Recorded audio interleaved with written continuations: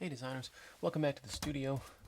Today we're going to do some drawing and really kind of build on the basic idea of generating skinned and framed forms, and start thinking as sort of like an architectural designer, or a designer who's going to reinvent a space. And so had you go outside and you found your objects and you're going to kind of reinvent this as a new environment.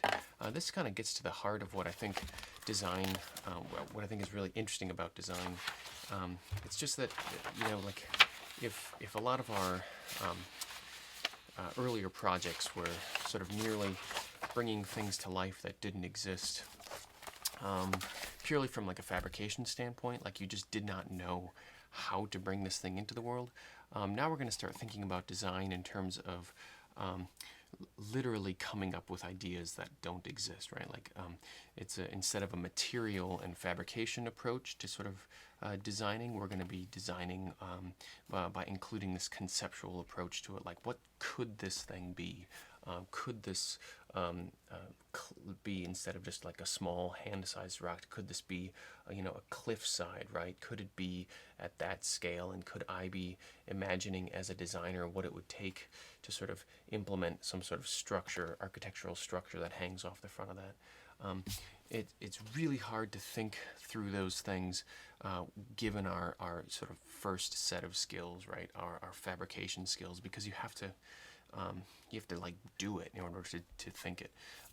Now though, we're going to work on some drawings, because literally you just need a piece of paper and a pencil, and you can kind of quickly render out your sort of conceptual approach to what could this be.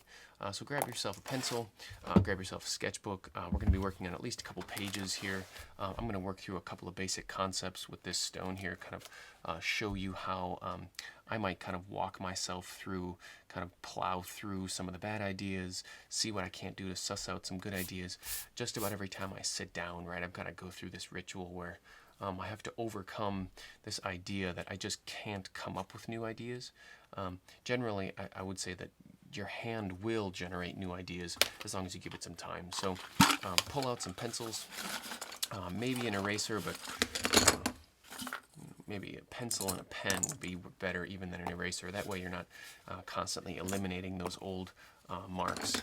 And I'm going to make sure that I lay mine down pretty darkly for you guys so that they render in the video. But let's start with this small rock object here, right? And I've got it more or less at eye level. I think that's probably going to be helpful for you to work on here, and get yourself set up with your sketchbook so that you have a nice relaxed way to look at this thing. And I'm going to start by just kind of angling it towards me just a little bit, and I'm imagining this edge here being a cliff face or something. So using some of those basic drawing skills we practiced last semester, I'm going to take a look at the top of this stone, and it sort of has this sort of pie-shaped slice to it. It looks a little bit like kind of a big, long, stretched out triangular piece, and then this wedge comes down as an edge.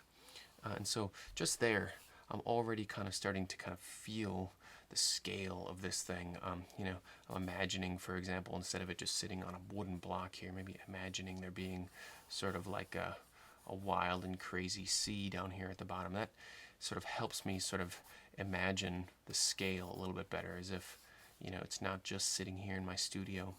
And I'm going to try to render in some of these sort of uneven rock-like structures. That way it'll help me differentiate my my sort of geometric structure as I lay it in. One of the kind of fun things about finding objects in the yard to render with is you start to get the feel for how different materials play against each other. The sort of geometric wood and paper playing against this natural stone object here. I think it's going to be kind of a cool practice.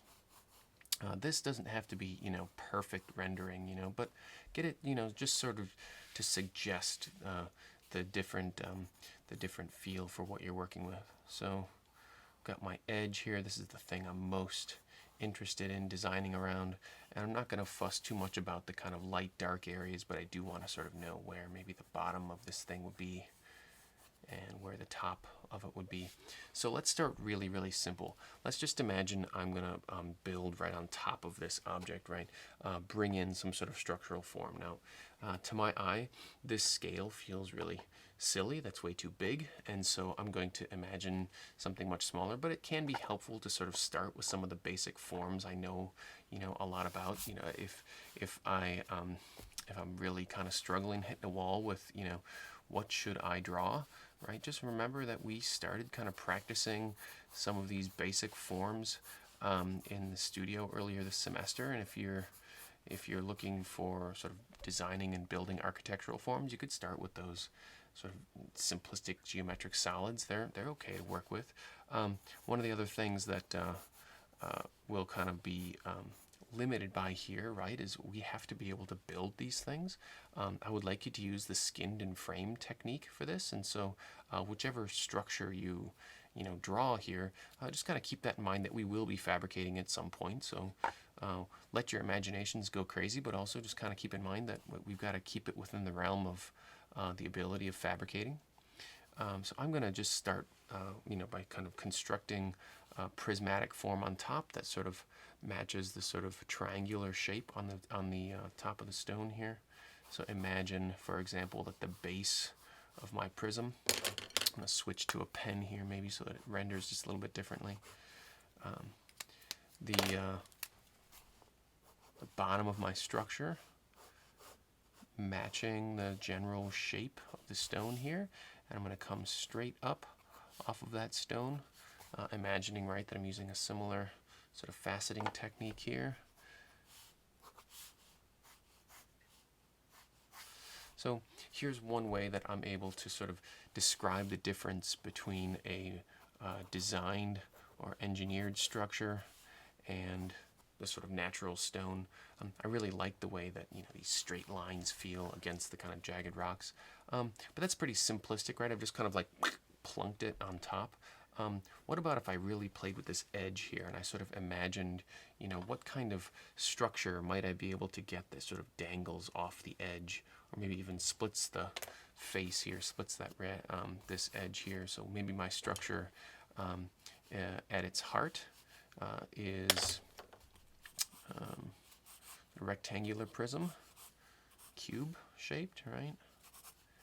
And instead of sitting on a surface, I've designed it to be sort of floating or even splitting this this structure on the rock face.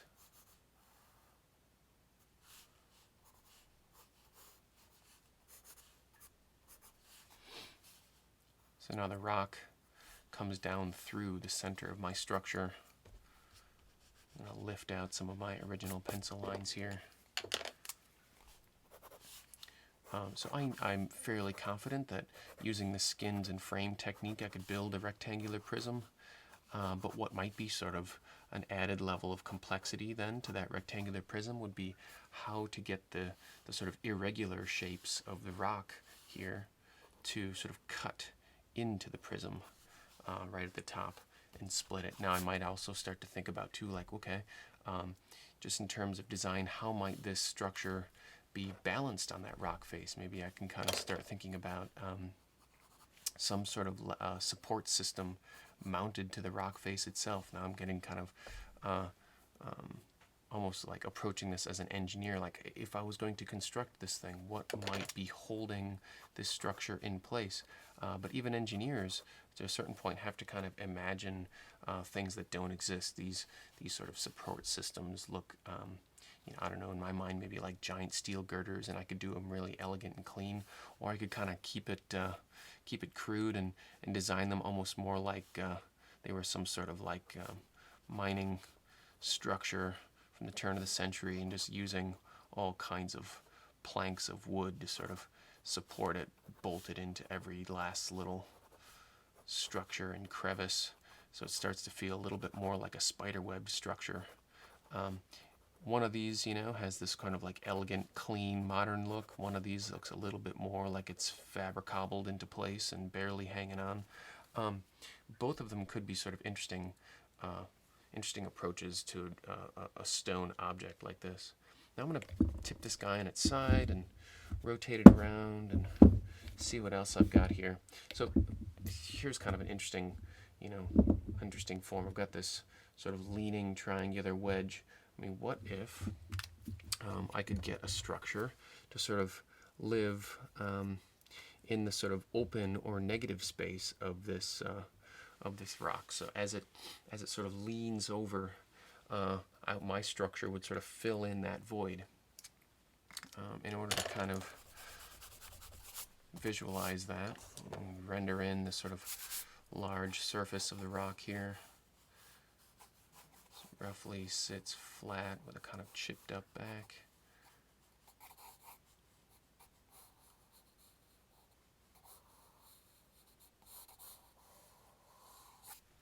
And then my structure. Let's just kind of keep going with this rectangular prism idea here, because it sort of looks almost like it should fill in that void, so that the energy of the rock, as it turns over, would then turn into the structure, the design structure. This starts to feel almost a little bit like kind of a classic tent camping design or something that would fit over on one side. So just like 5-10 minutes worth of drawing here, I've already got 3 basic concepts I sort of like. This one that sort of lives underneath the rock. These ones seem exciting, but with the rock I have would be fairly small. Maybe I'd go outside and find a little bit larger structure, larger rock to build some of these other ones. But this one seems like a fairly straightforward structure to render out. It would sort of match the general surface of the rock here and give me kind of an interesting sort of natural object, designed object interplay. So I think I might go with this one. That's how I want you to approach this drawing. I want to see at least one full page of drawings with your object here in different positions. Now, if something like a rock is a bit boring to you, I mentioned this earlier in my videos, that the idea of designing a treehouse, is sort of an awesome kind of interplay of ideas. This thing, came from the woods not far from my house, and it's just got this amazing kind of like moss outgrowth, and I really kind of like this object kind of sitting in those spaces, or even the ability to kind of like build off of these larger trees here. So go outside, find some kind of natural object to work with, and show me a page of sketches that sort of prove to me that you're willing to kind of push yourself into the world of objects that don't exist.